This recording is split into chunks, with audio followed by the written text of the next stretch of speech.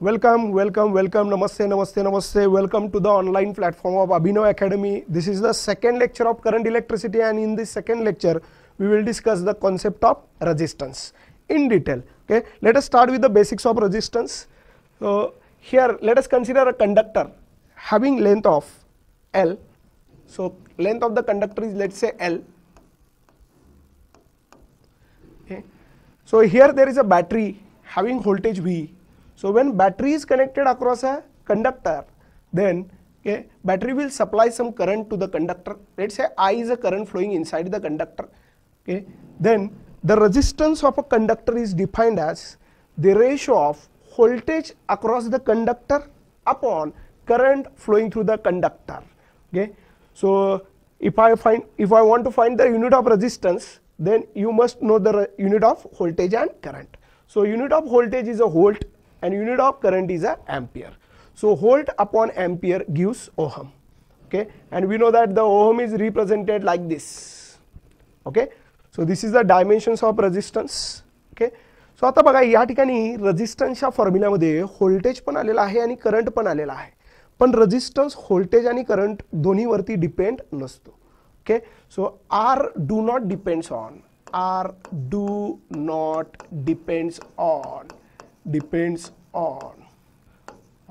V and I. Sir voltage आणि current वरती resistance depend नसतो नाही. ओके, मग कशावरती डिपेंड असतो, तर कशावरती डिपेंड असतो हे आपण पुढच्या पार्ट मध्ये इन डिटेल बघणार आहे. ठीक आहे. सो रेजिस्टन्सचे दोन टाइप असतात. एक फिक्स्ड रेजिस्टन्स म्हणजे एक रेजिस्टन्स ज्याची व्हॅल्यू फिक्स असणार, कधीही बदलणार नाही. आणि एक की ज्याच्यामध्ये आपल्याला चॉईस असणार, आपण रेजिस्टन्स चेंज करू शकतो, कमी जास्त करू शकतो, ज्याला आपण म्हणतो variable resistance. Fix resistance and variable resistance हे दोन्हीचे सिम्बॉल आहेत. ओके, सो व्हेरिएबलला या ठिकाणी ॲरो ॲडिशनल आलेला आहे.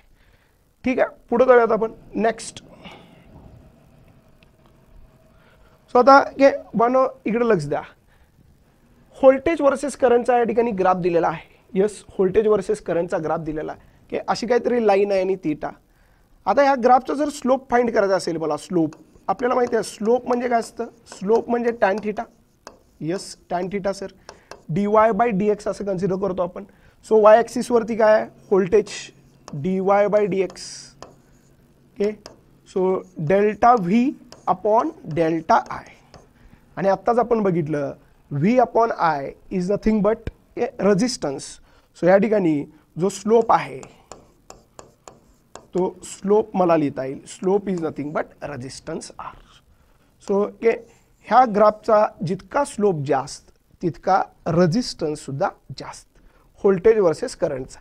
नेक्स्ट केसमध्ये तुम्हाला या ठिकाणी दिसतंय की एक्स आणि वाय अशा पद्धतीनं दोन लाईन्स आहेत. सो एक्सचा काहीतरी आपण अँगल केलेला आहे वाय ॲक्सिस सोबत, त्याला म्हणूया θ1, आणि वायनं जो अँगल केलेला आहे त्याला आपण म्हणूया θ2. तर आता ह्या ग्राफचा जर स्लोप बघितला आपण, स्लोप पुन्हा स्लोप म्हणजे काय असणार आहे, dy/dx डेल्टा I/डेल्टा V. सो वाय ॲक्सिस वरती करंट आहे, एक्स ॲक्सिस वरती व्होल्टेज आहे, डेल्टा I/डेल्टा V. So same thing can be written as 1/डेल्टा V/डेल्टा I. आणि V/I म्हणजे काय असणार बानो, resistance 1/R. So slope gives 1/R. Okay, so slope या ठिकाणी लक्षात यायला लागले आपल्याला की जो R आहे किंवा जो स्लोप आहे ते इनव्हर्सली प्रोपोर्शनल आहेत एकमेकाला. ओके, मग आता ह्या जर ग्राफमध्ये आपण बघितलं तर या ठिकाणी स्लोप ऑफ एक्स आणि स्लोप ऑफ वाय जर कम्पेअर केला, स्लोप म्हणजे टॅन थीटा. ओके, सो ज्याचा थीटा जास्त त्याचा स्लोप जास्त. सो पहिल्या केसमध्ये एक्सचा थीटा जास्त आहे म्हणजे एक्सचा स्लोप कसा असणार आहे, जास्त असणार आहे वाय पेक्षा. मग एक्सचा स्लोप जर जास्त असेल तर रेजिस्टन्स काय येणार आहे, कमी येणार आहे. ओके, सो एक्सचा रेजिस्टन्स कमी असणार आहे, वायचा रेजिस्टन्स जास्त असणार आहे. डिपेंड आहे ते की ग्राफ कोणता आहे. व्होल्टेज वर्सेस करंटवाला ग्राफ दिला तर डायरेक्ट स्लोप म्हणजे रेजिस्टन्स, आणि करंट वर्सेस व्होल्टेजवाला ग्राफ दिला तर slope is inversely proportional to resistance. Okay बानो, next. So the resistance of a conductor depends on, मी मगाशी म्हणलो तुम्हाला की रेजिस्टन्स हा व्होल्टेज आणि करंट या दोन्ही फॅक्टरवरती डिपेंड नाही. मग रेजिस्टन्स नेमकं डिपेंड कोणावर आहे, तर हे 5 फॅक्टर आहेत ज्याच्यावरती तो डिपेंड आहे. Okay, so length of the conductor, cross sectional area. एक डोक्यात ठेवा, सपोज एखादी वायर आहे, एखादा कंडक्टर आहे. Okay, yes, this is a wire having length L, cross sectional area A, then resistance of this wire is given by rho L by A. So एखादी wire असेल, एखादा कंडक्टर असेल, तर त्या वायरच्या रेजिस्टन्सचा हा फॉर्म्युला बाळगलो, rho L by A. L म्हणजे काय, length of the wire. A म्हणजे काय, cross sectional area of the wire. आत्ताच सांगितलं मी तसं. हे जे रो फॅक्टर आहे, रोला म्हणायचं बाळगलो रेजिस्टिव्हिटी. मटेरियल प्रॉपर्टी आहे, रेजिस्टिव्हिटी म्हणतात. ओके, त्याचं दुसरं नाव आहे specific resistance. It is also called as a specific resistance. त्याला स्पेसिफिक रेजिस्टन्स सुद्धा आपण म्हणतो. Okay, yes. मग आता इथे बघा, मग अशी आपण म्हणत होतो की रो आर डिपेंड नाही आहे व्होल्टेज आणि करंटवरती, मात्र आता इथल्या सगळ्या फॅक्टरवरती आर डिपेंड आहे. ओके, सो आर कुणावर डिपेंड असणार आहे, लेंथवरती. यस सर, लेंथवरती, लेंथ ऑफ द कंडक्टरवरती डिपेंड आहे.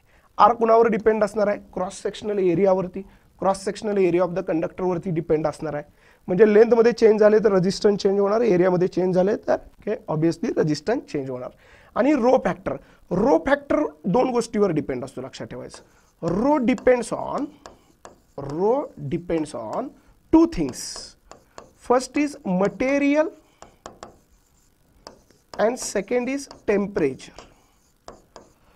सो रो फॅक्टर दोन गोष्टीवर डिपेंड असतो, मटेरियल कंडक्टरचं कोणतं आहे आणि टेम्परेचर. ओके, मग आता या ठिकाणी आर रोवर डिपेंड आहे आणि रो ह्या दोन फॅक्टरवर डिपेंड आहे. म्हणजेच काय, आर हा मटेरियलवर पण डिपेंड असणार आहे आणि टेम्परेचरवरती पण डिपेंड असणार आहे. ह्या सगळ्या गोष्टी फॉर्म्युल्यामध्ये अगदी व्यवस्थित क्लिअर होतात. पण एक हिडन गोष्ट आहे ज्याच्यावरती रेजिस्टन्स डिपेंड असतो, लवकर क्लिक पण होत नाही मुलांना. That is nothing but direction of current. आता हे कदाचित असं होऊ शकतं की मी सांगितल्यानंतर काय काय जणांना वाटेल सर रेजिस्टन्स आणि करंटच्या डायरेक्शनवरती डिपेंड, म्हणजे करंटची डायरेक्शन बदलली तर रेजिस्टन्स बदलणार, किंवा रेजिस्टन्स काढण्यासाठी करंटच्या डायरेक्शनची गरज आहे. तर answer is yes, direction of current. ठीक आहे, बऱ्याच जणांच्या डोक्यामध्ये क्वेश्चन मार्क आला असेल की यस असं कसं काय डायरेक्शन ऑफ करंटवरती. पण आयडिया क्लिअर करण्यासाठी मी एक एक्झाम्पल घेतो. Okay, next. आता बघा बानो, हे समजा एक दोन केसेस घेतलेत आपण. अशी काहीतरी बॉडी दिली आहे मला, तर याचं ए डायमेन्शन, हे डायमेन्शन ए आहे सर, हे डायमेन्शन बी आहे, हे डायमेन्शन सी आहे, आणि याची जी रेजिस्टिव्हिटी आहे ती म्हणतोय मी रो आहे. याची जी रेजिस्टिव्हिटी आहे ती म्हणतोय मी रो आहे. आणि मी जर तुम्हाला म्हणलं की याचा रेजिस्टन्स फाइंड करा, तर तुम्ही रेजिस्टन्स कॅल्क्युलेट करू शकत नाही, कारण रेजिस्टन्ससाठी लागतंय काय, आत्ताच आपण बघितलं, resistance is nothing but rho L by A. रेजिस्टन्ससाठी मला लागणार आहे sir length travelled by the current, आणि ए म्हणजे cross sectional area that is perpendicular to the current. मग आता इथं करंटची डायरेक्शनच दिली नाही तर रेजिस्टन्स कसं फाइंड करणार. पण जर मी या सेम क्वेश्चनमध्ये करंटची डायरेक्शन दिली तर आपण रेजिस्टन्स काढू शकतो. सपोज मी असं दिलं की करंट इज फ्लोईंग लाईक दिस, वरून असा एंट्री केलेला आहे आणि असा एक्झिट होतोय, तर मात्र मी आरामात या ठिकाणी रेजिस्टन्स सांगू शकतो. कसं, तर R is equal to rho as it is, resistivity त्याची आपण रो घेतलेली आहे. L is a length travelled by the current, करंटनं किती लेंथ ट्रॅव्हल केली, इथं बघा दिसतंय क्लिअर कट, बी इतकी लेंथ ट्रॅव्हल केलेली आहे. यस, आणि A area that is perpendicular to the current, म्हणजे मानो हा वाला एरिया, हा वाला एरिया, हा वाला एरिया, हा वाला एरिया, हा वाला एरिया, हा वाला एरिया असणार आहे सी मल्टिप्लाइड बाय ए किंवा ए सी. सो तुम्हाला या ठिकाणी जर मी करंटची डायरेक्शनच दिली नसती तर तुम्ही रेजिस्टन्स काढू शकला नसता. सो रेजिस्टन्ससाठी करंटची डायरेक्शन इम्पॉर्टंट आहे. ओके, सो या ठिकाणी एल म्हणजे काय असतं, length travelled by the current, length travelled by current.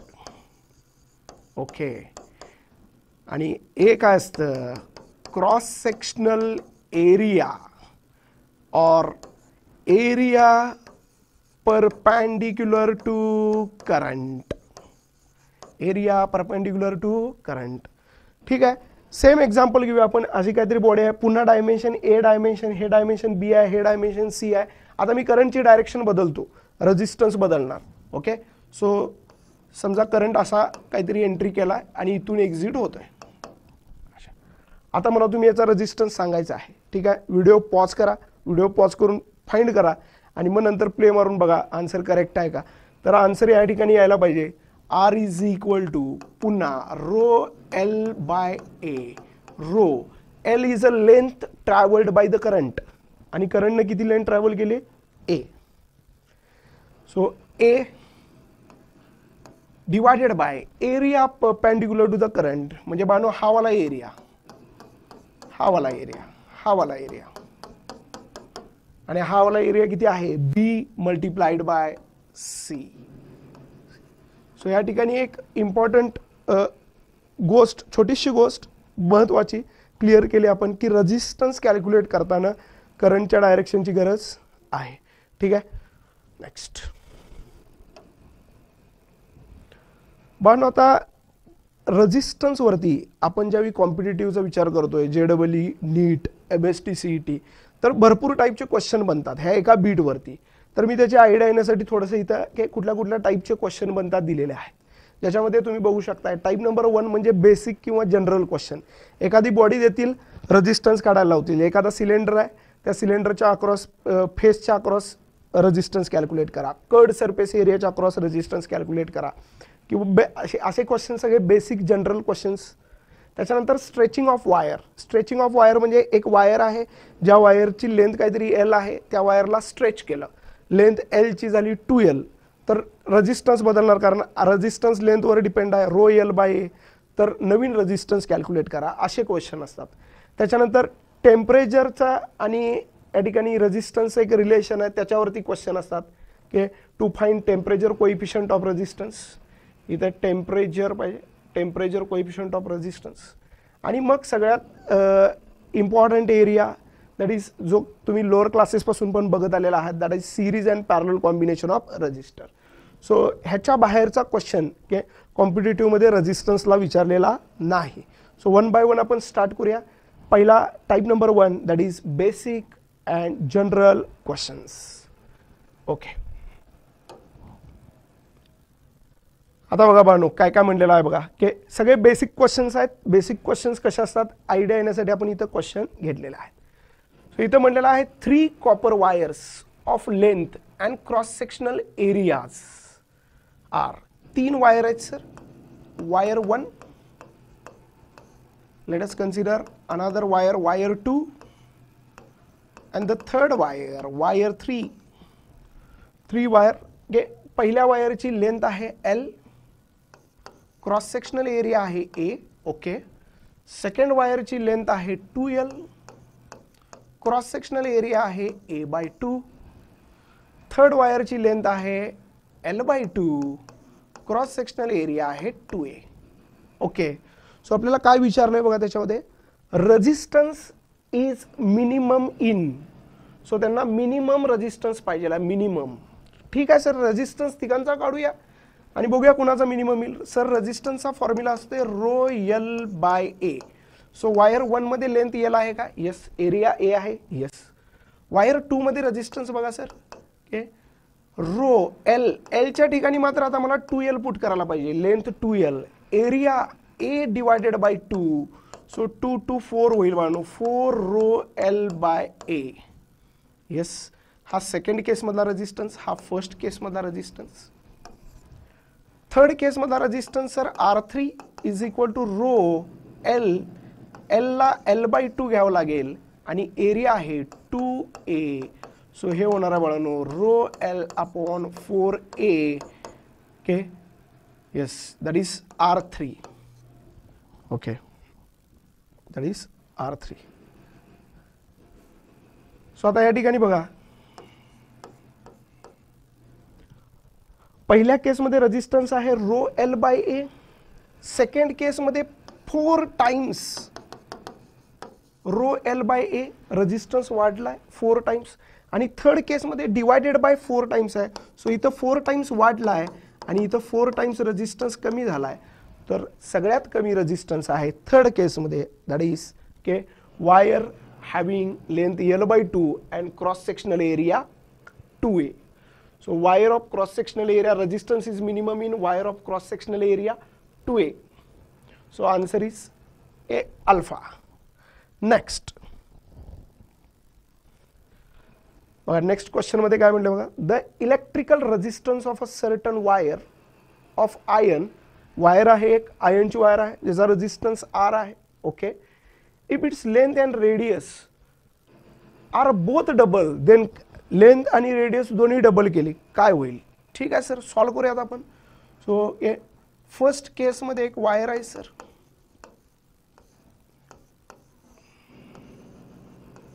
ज्या वायरची लेंथ आपण L घेऊया आणि ज्या वायरचा क्रॉस सेक्शनल एरिया आपण A घेऊया.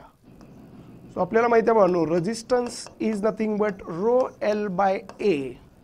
आता या ठिकाणी सेकंड केसमध्ये त्यांनी वायरची जी लेंथ आहे, लेंथ ती डबल केलेली आहे.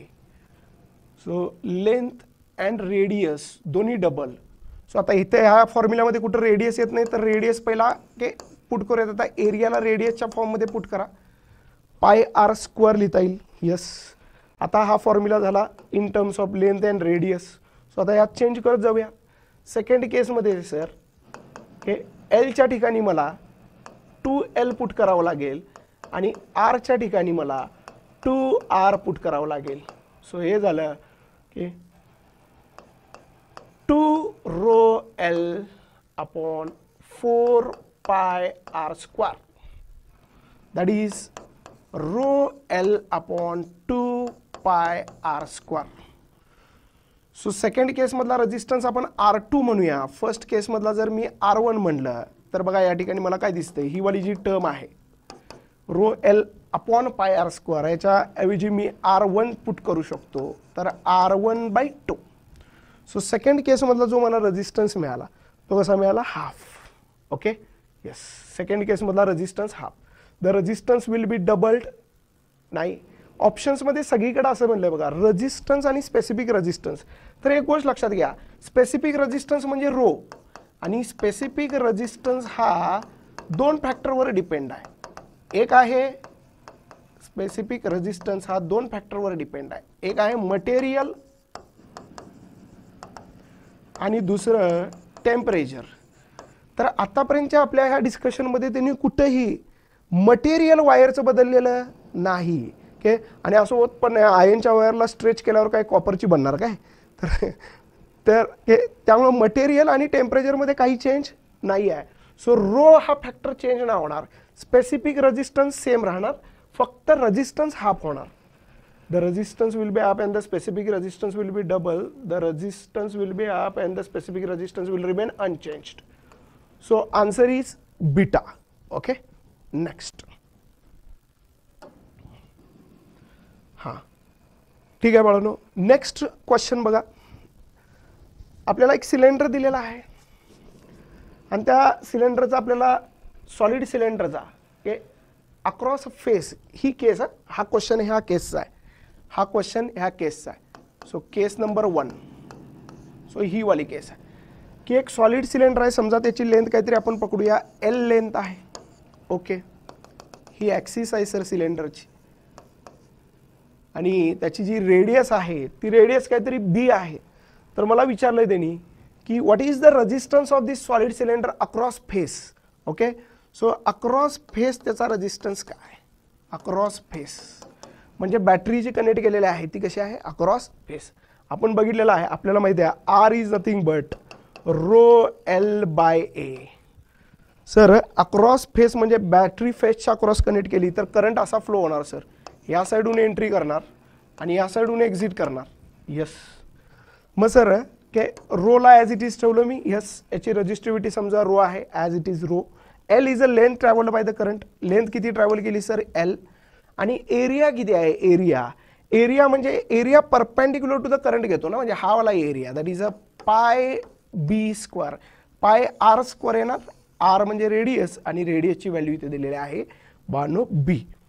ओके, सो ही वाली केस. आता बघा करंटच्या डायरेक्शन्स बदलत जाणार आहे मी, ठीक आहे, आणि मग थोडं थोडं चेंजेस करत जाऊया, बघूया क्वेश्चन्समध्ये काय काय होणार. आता ही वाली केस कन्सिडर करा. ओके, हा सिलेंडर आहे, हे सिलेंडर आहे, आतून पूर्ण पोकळ आहे, ठीक आहे. सो 2 रेडियस आहेत, समजा याची इनर रेडियस आहे R1, यस सर, आणि याची जी आउटर रेडियस आहे ती आउटर रेडियस आहे R2, यस सर. सिलेंडरची इनर रेडियस किती आहे R1, yes sir, and outer radius किती आहे R2, यस. ओके, समजा सिलेंडरची जी लेंथ आहे ती लेंथ आपण पकडूया L, ओके, L लेंथचे सिलेंडर आहे, यस. आणि आता ह्यातून जो करंट जाणार आहे तो करंट समजा अशा पद्धतीने निघाला इकडं, ओके, या साईडून, ओके. तर आता याचा रेजिस्टन्स काय येईल, तर पुन्हा रेजिस्टन्ससाठी same, R is nothing but rho L by A. Sir length travelled by the current is how much, L, yes, length traveled by the current is how much, L. and area म्हणजे तुम्ही हा वाला घेणार आहात, area म्हणजे तुम्ही हा वाला एरिया घेणार आहात. सो हे बघा टोटल जर हा बघितला आपण तर हा वाला एरिया असणार आहे पाय R2 स्क्वेअर आणि हा वाला एरिया असणार आहे पाय R1 स्क्वेअर. मग हा वाला जो एरिया असणार आहे तो असणार आहे पाय R2 square minus pi R1 square.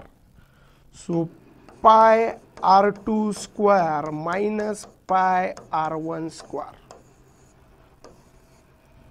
Okay, so हे थोडेसे बेसिक क्वेश्चन झाले. आता याच्यामध्ये थोडंसं आपण इंटिग्रेशन वाला क्वेश्चन एक घेऊयात, थोडासा चेंज करूयात आपण, ठीक आहे. Next, resistance of thick cylindrical shell across curved surface. इथं मी बघू शकता तुम्ही हायलाइट केलेला आहे कर्ड सरफेसला. तर रेजिस्टन्स आपल्याला फाइंड करायचा आहे, पण कर्ड सरफेस, सिलेंडरचा जो कर्ड सरफेस आहे की त्याच्यावरचा रेजिस्टन्स. समजा इथं एक केस घेतलेला आहे मी, let us consider this as a cylinder having a length, let's say L. L is a length, okay, L is the length of the cylinder. This is the axis of the cylinder, okay. Its inner radius is let's say A and outer radius is let's say B, okay. So हा cross sectional view आहे सिलेंडरचा, ठीक आहे. ज्यावेळी आपण साइडून observe करणार त्यावेळी आपल्याला हे दिसणार. सो पुन्हा ही ॲक्सिस आहे sir, he inner radius A, outer radius consider केलेला आहे आपण B, ओके. सो आता जर तुम्ही बघितलात तर प्रत्येक वेळेस कर्ड सरफेस एरिया सिलेंडरचा चेंज होणार आहे, कारण तुमचा जो करंट फ्लो होणार आहे या ठिकाणी तो कसा आहे अक्रॉस कर्ड सरफेस, म्हणजे अशा पद्धतीने करंट फ्लो होणार आहे, लाईक दिस, ओके.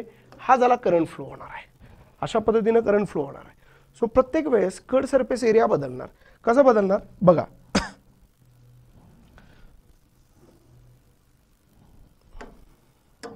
सपोज मी इथून R डिस्टन्स वरती जाऊन एक या ठिकाणी DR थिकनेसचा एक एलिमेंट घेतला किंवा एक स्ट्रीप घेतली, R डिस्टन्स वरती जाऊन DR एलिमेंट, DR थिकनेसची एक मी स्ट्रीप घेतली, तर त्या ठिकाणी जो कर्ड सरफेस एरिया आहे तो जर मी ह्या स्ट्रीपच्या वरती आणि जाऊन एक स्ट्रीप घेतली तर तो चेंज होणार. म्हणजे प्रत्येक वेळेला असं ह्या स्ट्रीपच्या वर गेल्यानंतर ना R ची व्हॅल्यू चेंज झाली, पुन्हा कर्ड सरफेस एरिया चेंज झाला, त्याच्यावरती गेल्यानंतर ना पुन्हा R ची व्हॅल्यू चेंज झाली. सो R इथं चेंज होत असल्यामुळं कर्ड सरफेस एरिया जो आहे 2πRL तो पण चेंज होणार, म्हणजेच व्हेरिएबल आहे. आणि फिजिक्समध्ये ज्यावेळी एखादी गोष्ट व्हेरिएबल असती त्यावेळी आपण काय करतो, इंटिग्रेट करतो. आणि इंटिग्रेट करण्याची प्रोसिजर कशी, तर ॲक्सिस पासून R डिस्टन्सवर जाऊन, ॲक्सिस पासून R डिस्टन्सवरती जाऊन एक DR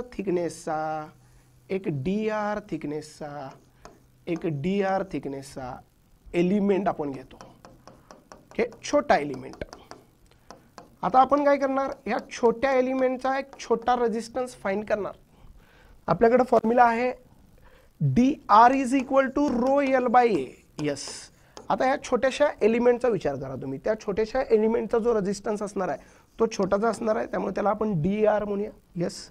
resistivity rho as it is. Length, आता फक्त त्या एलिमेंटचा विचार करायचा, त्या एलिमेंटमधून ज्यावेळी current pass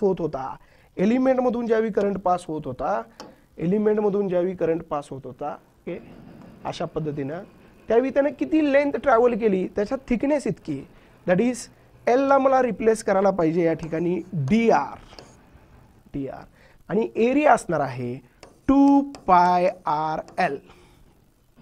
yes, L is the length of the cylinder, small L घेतलेला आहे पण, yes small L, let's say D R upon 2 pi R L.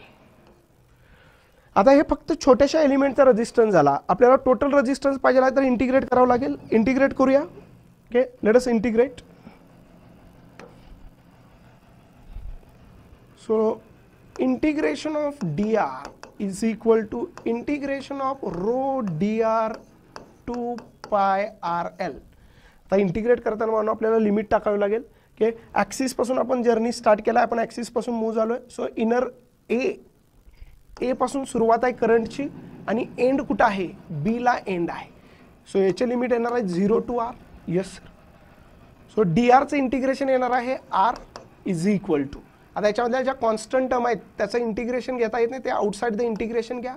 Row upon 2 pi L integration of A to B 1 upon R D R. So R ला integrate करावं लागेल sir. 1 upon आरचं integration काय असणार आहे बाळांनो, 1 अपॉन आरचं इंटिग्रेशन असणार आहे log R, that is ln R. Lower limit आहे, अप्पर लिमिट बी. आता या ठिकाणी आपल्याला upper limit minus lower limit करायचं आहे, म्हणजे ln B minus ln A. आणि आपल्याला माहिती आहे लॉगमध्ये एक रूल आहे, log A minus log B is log A by B. So same thing can be written like this, rho upon 2 pi L ln of B by A. Ln of B by A. So this is the answer. So थोडंसं मागच्या questions पेक्षा इथं आपण थोडंसं एक step पुढे गेलेलो आहे. ठीक आहे. Next, the resistance of thick spherical shell across curved surface. आता तुम्हाला सेम मागं जसं आपण सोडवलं की नाही त्या बेसिसवरतीच हा क्वेश्चन तुम्हाला ट्राय करायचा आहे. आता आपण घेतलेले आहे स्पेरिकल शेल आणि पुन्हा कर्ड सरफेस एरियाच्या अक्रॉस रेजिस्टन्स, म्हणजे समजा याची इनर रेडियस पुन्हा आपण तीच घेऊया ए, आउटर रेडियस बी घेऊया. तर जो करंट फ्लो होणार आहे, जो करंट फ्लो होणार तो कसा असणार आहे across curved surface area. So कसं करणार प्रोसिजर सांगितलोय मी आता सेम तसंच. काय करा, पुन्हा आर डिस्टन्सवरती जावा, डी आर थिकनेसचा एक एलिमेंट घ्या. आर डिस्टन्सवरती जावा, डी आर थिकनेसचा एक एलिमेंट घ्या. आर डिस्टन्सवर जावा, डी आर थिकनेसचा एक एलिमेंट घ्या. येस सर, डी आरचा एलिमेंट घेतला. आता या छोट्या एलिमेंटचा आपण रेजिस्टन्स लिहूया. ओके, छोट्या एलिमेंटचा रेजिस्टन्स असणार सर डी आर. येस, आपल्याला माहिती आहे आर म्हणजे काय असतं, रो एल बाय ए. आता एलिमेंटचा विचार केला तर आर ला रिप्लेस करायला पाहिजे D R. Rho as it is, length travelled by the current. आता एलिमेंटचा विचार करतोय आपण तर किती लेंथ ट्रॅव्हल केली त्यानं, की डी आर लेंथ ट्रॅव्हल केली. आणि एरिया आता या ठिकाणी स्पेरिकल शेल आहे बाळानो, त्यामुळं 4 pi R square. Okay, so याला इंटिग्रेट करायला पाहिजे with limit 0 to R integration of A to B. Okay, yes, म्हणजे या ठिकाणी येणार आहे. So R is equal to rho upon 4 pi integration of A to B 1 upon R square D R. So integration of 1 upon R square काय असणार आहे, integration of 1 upon R square, integration of 1 upon R square, that is -1 by r a to b. Okay, so r is equal to rho by 4 pi. Okay, replace r by b in first case and in second case replace r by a. So here होणार आहे sir rho by 4 pi 1 upon a minus 1 upon b. That is r is equal to rho by 4 pi. Cross multiply केलं तर मला मिळेल b minus a upon b into a or a into b. This is our final answer. Okay, yes बाळांनो, तर आज आपण रेजिस्टन्सचा एक फक्त type number 1 that is general question. पहिल्यांदा आपण थोडेसे बेसिक क्वेश्चन घेतले, नंतर आपण एक स्टेप त्याच्यावरती पुढे गेलो आणि जितके जितके क्वेश्चन्स याच्यावरती पॉसिबल होते सगळे आपण बघितलेत. आज आपण इथंच थांबूया. नेक्स्ट लेक्चरला आपण रेजिस्टन्सची दुसरी variety that is stretching of wire start करूया. थँक्यू.